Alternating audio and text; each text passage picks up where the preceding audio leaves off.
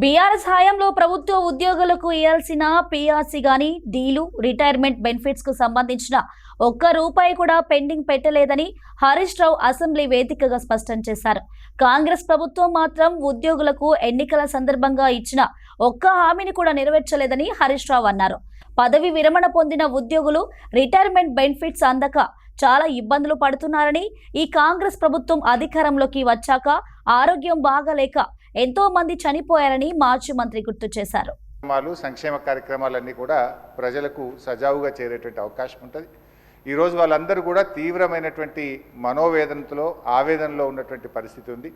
ముఖ్యంగా దేశంలో ఎక్కడ లేని విధంగా ఈరోజు రాష్ట్ర ప్రభుత్వ ఉద్యోగులకు 6 డిఏలు పెండింగ్లో ఉన్నటువంటి పరిస్థితి. అదేవిధంగా పీఆర్సీ అధ్యక్ష, ఈ ప్రభుత్వం వచ్చి 2 సంవత్సరాలైనా ఇంతవరకు పీఆర్సీ ఇవ్వలేదు. ఉద్యోగులందరూ కూడా కోరుతా ఉన్నారు వెంటనే పీఆర్సీ విడుదల చేయాలని.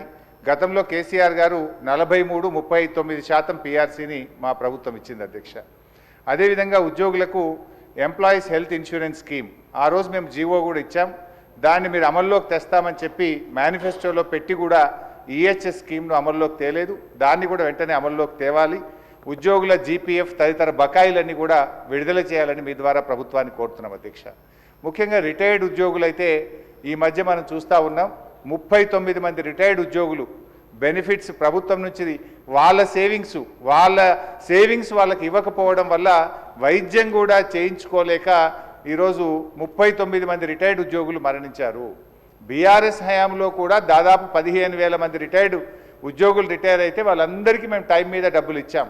కానీ కాంగ్రెస్ హయాంలో, ఎందుకంటే ఈరోజు నేను అసెంబ్లీకి వస్తూ ఉంటే పొద్దున్నే నా సిద్దిపేటలో ఒక డాక్టర్ జగత్ Kumar Reddy retired JD veterinary పొద్దున్నే నా దగ్గరికి వచ్చి, అన్నా కొద్దిగా అసెంబ్లీలో మాట్లాడు, నేను అక్టోబర్ 2024లో రిటైర్ అయినా, ఇంతవరకు ₹1 రాలేదు.